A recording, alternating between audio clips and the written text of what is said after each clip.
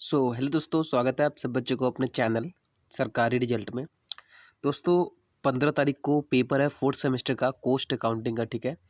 और अभी हमने ये डाउनलोड कर लिया रेफरेंस मटेरियल, ताकि इसमें आपको कुछ जो इम्पोर्टेंट क्वेश्चन है वो मैं आपको बता दूं, ठीक है।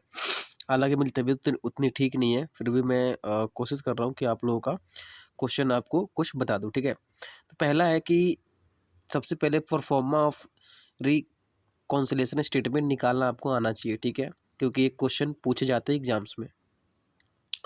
इसमें सबसे सिंपल है कि आप एग्जाम्पल से अच्छे तरीके से समझ पाते हो, ठीक है, प्रॉब्लम और सॉल्यूशन से। ये प्रॉब्लम है, आप लोग देख सकते हो, इसको आप लोग नोट डाउन कर लो। डिस्क्रिप्शन बॉक्स में लिंक होगा इस रेफरेंस मटेरियल का, आप लोग इसका इस्तेमाल कर सकते हो। यूनिट 5 का है, ठीक है। अभी यूनिट 3 और 4 दोनों यूनिट से इंपॉर्टेंट क्वेश्चन आपको मैं बता दूंगा, क्योंकि उसमें भी से भी आते हैं, ठीक है। पहला आपका ये हो गया, इससे आप पढ़ सकते हो इजीली, ठीक है। इसका ये आपका आंसर है, देख सकते हो। इसमें आपको जो भी स्टेटमेंट है, ठीक है, वो स्टेटमेंट इसी तरीके से बनाना है। एग्जाम में क्वेश्चंस इसी तरीके से आएंगे, बट क्या है ना कि थोड़ा सा इसमें जो आपका ये प्राइस है ये डिफरेंट होगा, ठीक है। तो घबराना मत, ये न्यूमेरिकल्स होते हैं तो इसमें नंबर्स बस अलग होते हैं, बाकी जितने जो चीज़ें लिखी हुई होती है, क्वेश्चन जो पूछे जाते हैं वो सब कुछ सेम होता है, ठीक है। इनका पूछने का जो भी तरीका होता है वो सेम ही होता है, तो इसमें कोई बड़ी बात नहीं है। ये एग्जाम्पल 2 है, ठीक है।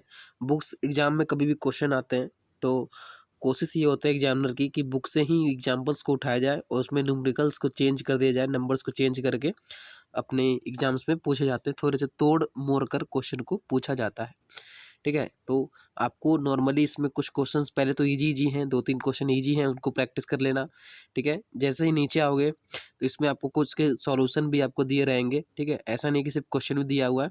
ये थ्योरी तो अलग हो गया, लेकिन इसमें आपको न्यूमेरिकल्स ज़्यादा आते हैं कॉस्ट अकाउंटिंग में। थ्योरी ज़्यादा से ज़्यादा 10 से 15 नंबर के आते हैं, उतना ज़्यादा नहीं आता है, ठीक है। तो ये देख लो, यहाँ पे आपको जितने भी एग्जाम्पल्स हैं सभी एग्जाम्पल आपको करना है, ठीक है। उसके बाद एग्जाम्पल 3 आपको डू इट योर सेल्फ करना है, ठीक है। तो पहले एग्जाम्पल 3 देख लो, क्वेश्चन क्या पूछ रहा है, ठीक है। उसके बाद आपको अपने आंसर इसमें खुद करने हैं, एक एग्जाम्पल सेटिस्फेक्शन के लिए, कि आपको रिकॉन्सिलेशन स्टेटमेंट आ गया कि नहीं आ गया, ठीक है। नीचे चलेंगे तो एग्जाम्पल 4 उतना ठीक मतलब कि इम्पोर्टेंट नहीं है, ठीक है। नीचे चलेंगे नीचे चलेंगे नीचे चलेंगे, ये देखिए एग्जाम्पल 5 में थोड़ा सा चेंजेस आए, ठीक है। तो इसको आप लोग पढ़ो, क्वेश्चन को प्रैक्टिस करो, इसके यहाँ यहाँ पे सॉल्यूशन है, इसको भी प्रैक्टिस करो, ठीक है। नीचे आएंगे डू इट योर सेल्फ है, इसके नीचे आएंगे एग्जाम्पल 7 में आपको इसी तरीके से एग्जैक्ट सेम न्यूमेरिकल्स चेंज होंगे, क्वेश्चंस इसी तरीके से आएंगे, क्योंकि जब ऑनलाइन एग्जाम हुए थे बच्चों के तो कुछ क्वेश्चंस इसी तरीके से आए थे, ठीक है। प्रीवियस ईयर के क्वेश्चन पेपर भी मैं अपलोड कर चुका हूँ कॉस्ट अकाउंटिंग का, तो आप लोग जाके वो भी एक बार चेकआउट कर लेना, ठीक है। जितने थ्योरी के जो नोट्स हैं आई थिंक अपलोड कर दिया हूँ मैं, तो वो उसका भी डिस्क्रिप्शन बॉक्स में लिंक आपको मिल जाएगा ईजिली, ठीक है। ये आप लोग देख लिए, इसका ये आपका इसका आंसर है, तो ये आंसर भी देख लो, ठीक है। इसका नीचे जाएंगे तो एग्जाम्पल 8 है, एग्जाम्पल 8 भी देखो। इसी अगर जिन बच्चों ने आई थिंक फोर्थ सेमेस्टर में एग्जाम दिया होंगे, ठीक है, तो उनको पता होगा। फिलहाल तो जो 6 सेमेस्टर में चले गए उन्होंने फोर्थ सेमेस्टर में एग्जाम दिया था, तो उनके क्वेश्चन पेपर जो हैं मेरे पास थे, तो मैंने उसके अकॉर्डिंग सब्जेक्ट के अकॉर्डिंग आपके एग्जाम्पल्स के मैं बता रहा हूँ कि किस तरीके से क्वेश्चंस आते हैं, ठीक है। ये एग्जाम्पल नंबर 8 इसी प्रकार के क्वेश्चन आएंगे, इसको देख लो आप लोग, ठीक है। हालांकि इसमें इतने ही क्वेश्चन, अभी तो क्वेश्चन बहुत सारे हैं, आप लोग अगर प्रैक्टिस करना चाहोगे तो एक दिन में आई थिंक 50 क्वेश्चन अगर प्रैक्टिस कर लेते हो, ठीक है, 50 क्वेश्चन भी छोड़ो, 20 क्वेश्चन भी प्रैक्टिस कर लेते हो, ठीक है, तो न्यूमेरिकल्स आपको ईजिली 4 अगर आते हैं तो 2 सॉल्व कर पाते हो ईजिली में, ठीक है। तो ये हो गया। उसके बाद जो नेक्स्ट है टॉपिक वो आपका है, मैं आपको यूनिट 4 पे ले चलता हूँ, ठीक है। देखिए दोस्तों, यूनिट 4 में आपका जो इम्पोर्टेंट है, ठीक है, लेसन 1, इसमें क्वेश्चन आते हैं output costing, job costing, contract costing, process costing और ऑपरेटिंग कॉस्टिंग, ठीक है। ये 5 चैप्टर है, 5 चैप्टर में से ऐसे 2 चैप्टर हैं जो कि एग्जाम्स के क्वेश्चंस आते हैं, ठीक है। तो अभी चलते हैं हम आउटपुट कॉस्टिंग में, देखते हैं क्या क्या है, ठीक है। हालांकि नोट्स वगैरह तो कॉपरेट कॉस्ट अकाउंटिंग में इतना नहीं चलता है, ठीक है। नोट्स वगैरह वहीं चलता है जहाँ थ्योरी होती है, जहाँ प्रैक्टिकल होते हैं, न्यूमेरिकल्स होते हैं, वहाँ पे नोट्स कोई काम नहीं करता है, ठीक है। तो ये चीज़ आप लोग ध्यान में रखना, जहाँ न्यूमेरिकल है वहीं पे नोट्स काम आते हैं, सॉरी जहाँ पे थ्योरी है वहीं पे नोट काम आते हैं, वहाँ पे नहीं काम आते नोट्स जहाँ पे मतलब कि न्यूमेरिकल्स होते हैं, ठीक है। मैथ में कभी आपने देखा है कि नोट्स कोई बच्चा बना के पढ़ रहा हो? नहीं, मैथ में प्रैक्टिस, तो जहाँ न्यूमेरिकल्स होते हैं वहाँ आपको प्रैक्टिस करना बहुत ज़रूरी है। तो अभी चलते हैं यूनिट 4 लेसन 1 पे। तो अभी हम आ चुके हैं, ठीक है, यूनिट 4 आउटपुट कॉस्टिंग, ठीक है। इसमें आपको मैं डायरेक्टली अगर जहाँ पे वो होगा, ठीक है, इसमें आपको कॉस्ट शीट बनाना सीखना है, ठीक है। नीचे आपको मैं एग्जांपल पे ले चलता हूँ, हालांकि इसमें आई थिंक नहीं, प्रिपेयरिंग ऑफ कॉस्ट शीट कैसे प्रिपेयर करते हैं आप लोग ये सीख लेना, ये एग्जाम्स में आते हैं।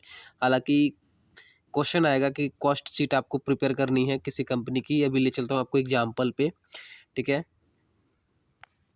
ये दोस्तों यहाँ पे एक क्वेश्चन है, ठीक है, difference between cost sheet and cost मतलब प्रोडक्शन अकाउंट। तो इसमें आपको दोनों में डिफरेंस बताना है, ये भी कभी कभी क्वेश्चन पूछते हैं, ठीक है।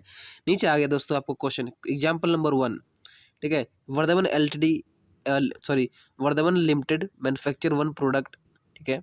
A summary of its activities for the year 2016 is given below. अब इसमें आपको कॉस्ट शीट बनाना है, देख लो कॉस्ट शीट कैसे बनती है, ठीक है। आप लोग इसको समझ लो, ठीक है।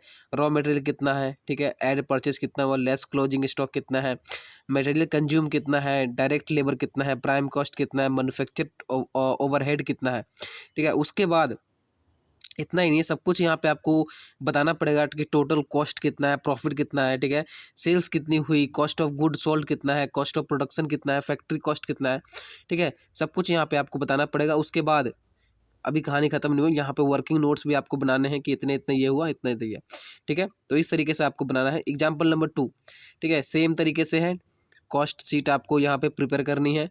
कॉस्ट शीट प्रिपेयर अगर करना सीख लेते हो तो एक क्वेश्चन इसमें से ज़रूर आता है, वो आप एग्जाम में इजीली कर सकते हो, ठीक है। तो ये आपका इंपॉर्टेंट क्वेश्चन है कॉस्ट शीट बनाना, जिसमें कि आप देख सकते हो सॉल्यूशन भी दिया हुआ है, ठीक है। इसको मैं दे दूंगा आपको डिस्क्रिप्शन में, दोनों की लिंक होगी, रेफरेंस मटेरियल की भी और यूनिट 1 to 5 बुक की भी, ठीक है। रेफरेंस मटेरियल में आप ज़्यादा से ज़्यादा एग्जाम्पल देखोगे, उस एग्जाम्पल को सॉल्व करना, ठीक है। एक दिन का ही समय है, ज़्यादा कुछ उतना बताऊँगा नहीं मैं, ठीक है। यहाँ एक और एग्जाम्पल है कॉस्ट शीट का, सॉरी ये एग्जाम्पल इसका है, ऊपर चला गया आपको क्वेश्चन, ये क्वेश्चन भी आपको इंपॉर्टेंट है।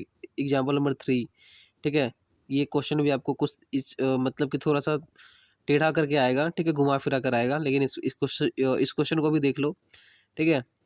बाकी मैं इसको दे दूंगा डिस्क्रिप्शन बॉक्स में लिंक, वहाँ से आप लोग जाके इसको पिकअप कर लेना, उठा लेना, डाउनलोड कर लेना, ठीक है। इसका सॉल्यूशन भी है और एस्टिमेट कॉस्ट शीट भी आपको बनानी पड़ती है, अगर आता है तो ये भी देख लेना किस तरीके से बनाई जाती है estimate cost sheet.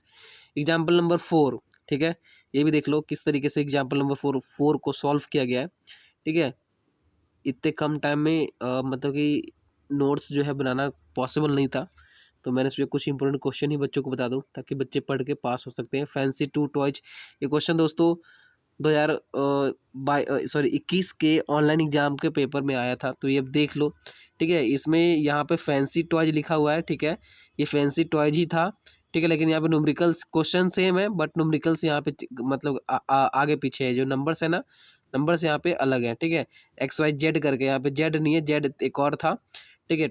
3 types of product वो बनाते थे, तो इस तरीके से क्वेश्चन आया था, तो ये क्वेश्चन आपके लिए इंपॉर्टेंट है, इसको पढ़ लो, ठीक है।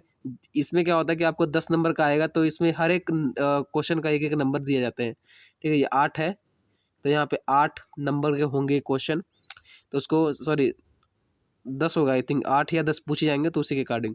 तो यहाँ पे स्टेटमेंट ऑफ कॉस्ट प्रोडक्शन बताया गया है, तो ये आपका सॉल्यूशन है। Statement of cost of sales, statement of profit, सब कुछ यहाँ पे बताया गया है, ठीक है। यहाँ पे बाकी सेल्फ टेस्ट क्वेश्चन है, जो कि आपको पढ़ना नहीं, एग्जाम्पल से ही आप इतना सीख लोगे कि आप एग्जाम में फोड़ सकते हो, ठीक है। अब इसमें दोस्तों जॉब कॉस्टिंग है, ठीक है। जॉब कॉस्टिंग में मुझे उतना लगता नहीं है कि जॉब कॉस्टिंग में आपके जो मतलब कि ज़्यादा से ज़्यादा जॉब कॉस्टिंग में आपको एडवांटेज ऑफ जॉब कॉस्टिंग आएगा, ठीक है। क्या क्या जॉब कॉस्टिंग के एडवांटेज, लिमिटेशन क्या है इसकी, ये भी आएगी। तो इसमें न्यूमेरिकल्स मुझे ख्याल से लगते नहीं है कि न्यूमेरिकल्स होंगे, ठीक है। तो आप लोग देख लो फिर भी जॉब कॉस्ट कार्ड कैसे बनाते हैं, हालांकि उसमें क्वेश्चन पूछा नहीं जाता, पहली बार सुनो कि क्वेश्चन आएंगे भी, तो ठीक है। तो इसको स्किप कर देते हैं हम। उसके बाद है कॉन्ट्रैक्ट कॉस्टिंग, ठीक है। कॉन्ट्रैक्ट कॉस्टिंग में देख लेते हैं कितने क्वेश्चंस होते हैं इसमें। फीचर्स आप ध्यान में रख लेना, फीचर्स क्या क्या होते हैं कॉन्ट्रैक्ट कॉस्टिंग के, पढ़ लेना इसको, ठीक है। ये जॉब कॉस्टिंग और कॉन्ट्रैक्ट कॉस्टिंग में क्या क्या डिफरेंस है ये भी देख लो आप लोग एक बार, ठीक है। आप लोग इसको स्क्रीनशॉट ले लेना। बाकी उतना कुछ कॉस्ट अकाउंटिंग में ज़्यादा जो होता है दोस्तों, वो थ्योरी कम आती है, न्यूमेरिकल्स ज़्यादा आते हैं, तो आप लोग कोशिश करना न्यूमेरिकल पे ज़्यादा फोकस करने का। अगर न्यूमेरिकल आप जैसे 8 क्वेश्चंस होते हैं न्यूमेरिकल में भी, ठीक है, एक क्वेश्चन पूछा जाएगा उसमें 8-9 क्वेश्चंस होते हैं, उसमें भी 3-4 भी सॉल्व कर देते हो तो नंबर आपको एफ कॉस्टली मिल जाता है, ठीक है। तो इसमें आई थिंक कोई भी अभी क्या ना छोटे छोटे क्वेश्चंस आ रहे हैं, मतलब छोटे छोटे चैप्टर आ रहे हैं, तो इसमें कोई अभी है नहीं। लेकिन जो रेफरेंस मटेरियल है, यहाँ पे मैंने रेफरेंस मटेरियल खोल रखा है, ठीक है। इसमें भाई क्वेश्चन ही क्वेश्चन है, इसमें दबा के क्वेश्चन है, इसको डाउनलोड करो फटाफट और क्वेश्चन सॉल्व करो और अपने एग्जाम्स में तैयारी करो, ठीक है। मिलते हैं किसी नेक्स्ट वीडियो में, तब तक के लिए जय हिंद दोस्तों।